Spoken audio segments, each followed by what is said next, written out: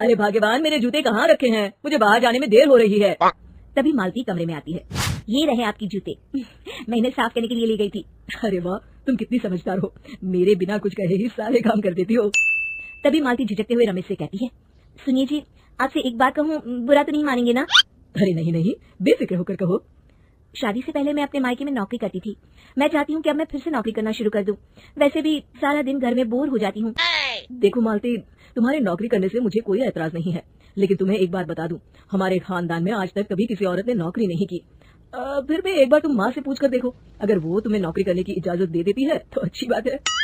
रमेश वहाँ से चला जाता है। फिर उसी शाम मालती अपनी सास के पैर दबा रही होती है।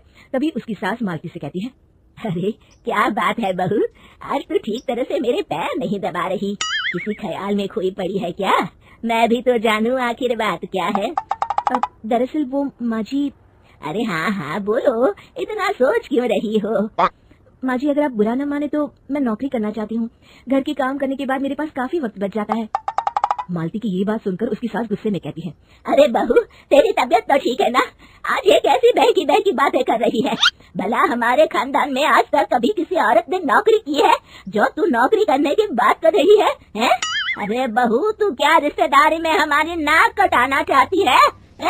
जितना जल्दी हो सके अपने दिमाग से नौकरी का भूत उतार दे, और अब जा, जल्दी से रसोई में जा, खाना बनाने का वक्त हो रहा है। मालती मन मार कर खाना पकाने के लिए रसोई घर में चली जाती है। अगले दिन, नमस्ते माँ जी, कैसी हैं आप? अरे आओ आओ दिवाकर बेटा, बैठो, मैं तुम्हारे लिए चाय मंगाती हूँ। बहू, जरा एक कप चाय तो लेती आना। फिर दिवाकर एक फाइल खोलकर मालती की सास के सामने रख देता है। ये देखिए माँ जी, ये है पिछले महीने का हिसाब, और ये रहे मुनाफे के रुपए। एक बार हिसाब देख लीजिए और इन कागजों पर अपने दस्तखत कर दीजिए। अरे दिवाकर बेटा, मैंने भला आज तक कभी तेरा हिसाब देखा है जो अब देखूंगी? ला बता, कहाँ दस्तखत करूं? तभी मालती चाय लेकर वहाँ आ जाती है और अपनी सास को बिना कागजातों को पढ़े इस तरह लापरवाही से दस्तखत करते हुए देखकर हैरान रह जाती है। अच्छा माँ जी, अब मैं चलता हूँ, फैक्ट्री में बहुत काम है। फिर दिवाकर वहाँ से चला जाता है। कुछ दिनों बाद मालती बाजार में कुछ सामान खरीद रही होती है। तभी एक बूढ़ा आदमी उसे आवाज देता है, अरे मालती बेटी, कैसी हो? मुझे पहचाना? मैं तुम्हारी कंपनी में मुनीम का काम करता हूँ। हाँ चाचा जी, मैं आपको बिल्कुल पहचानती हूँ। कहिए, कैसे हैं आप? मैं तो ठीक हूँ, कंपनी में कुछ भी ठीक नहीं चल रहा, यहाँ तक कि हमें ठीक वक्त पर तनख्वाह भी नहीं मिलती। ये आप क्या कह रहे हैं? अब क्या बताऊँ, आप लोग तो कभी हिसाब किताब देखने दफ्तर आते नहीं। मेरी मानो तो एक बार आप लोग दफ्तर आकर सारा हिसाब किताब देख लो, आपको असलियत पता चल जाएगी। अच्छा बेटी, अब मैं चलता हूँ, देर हो रही है। फिर वो बूढ़ा वहाँ से चला जाता है। वहीं दूसरी तरफ मालती घर पहुंचकर अपनी सास को सारी बात बताती है। तभी वहाँ रमेश भी आ जाता है, लेकिन मालती की सास मालती की किसी भी बात पर विश्वास नहीं करती। तभी रमेश कहता है, अरे माँ, बिना आग के कभी धुआं नहीं उठता। जब मालती इतना कह रही है तो हमें एक बार दफ्तर चलकर देख लेना चाहिए। वैसे भी हम लोग काफी दिन से अपने दफ्तर नहीं गए हैं। इस तरह किसी एक आदमी के भरोसे काम छोड़ना मुझे भी ठीक नहीं लगता। अगले दिन वे सभी अपने दफ्तर पहुँचते हैं और सीधे दिवाकर के कैबिन में जाते हैं। अचानक सबको एक साथ देखकर दिवाकर चौंक जाता है। अरे माँ जी, आप सब लोग अचानक यहाँ कैसे आ गए? अगर कुछ काम था तो मुझे एक फोन कर दिया होता, मैं आपके घर आ जाता। तभी मालती की सास कहती है, अरे दिवाकर बेटा, आज मैं हिसाब देखने दफ्तर आई हूँ, जरा मुझे पिछले 6 महीनों का हिसाब दिखाना तो बेटा। दिवाकर घबराते हुए हिसाब की फाइल मालती की सास को देता है। मालती की सास फाइल लेकर मालती को देती है और कहती है, ले बहू, देख ले हिसाब।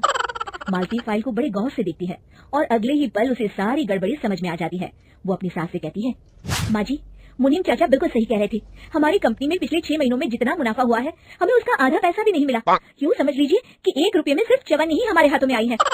मालती की बातें सुनकर मालती की सास गुस्से से दिवाकर को पूछती है, क्यों दिवाकर, मेरी बहू जो कह रही है वो सच है? दिवाकर समझ जाता है आज उसका भांडा फूट चुका है। वो गिड़गिड़ाते हुए कहता है, मुझे माफ कर दीजिए माँ जी, मैं पैसों के लालच में अंधा हो गया था। अरे वाह दिवाकर, तू तो एक नंबर का चोर निकला। इतने दिनों से मैं तुझ पर आंख बंद करके भरोसा करती रही और तू मुझे ही चुना लगाता रहा। अभी के अभी निकल यहाँ से और दोबारा अपनी शक्ल मत दिखाना। दिवाकर वहाँ से भाग जाता है। मालती की सास मालती को शाबाशी देते हुए कहती है, बहू, आज मैं समझ गई कि पढ़ाई लिखाई हमारी जिंदगी में कितनी जरूरी है। मैं बहुत किस्मत वाली हूँ जो मुझे तुझ जैसी बहू मिली है। शिक्षा, पढ़ाई लिखाई का इस्तेमाल सही जगह करके हम दुनिया में बहुत कुछ बदल सकते हैं।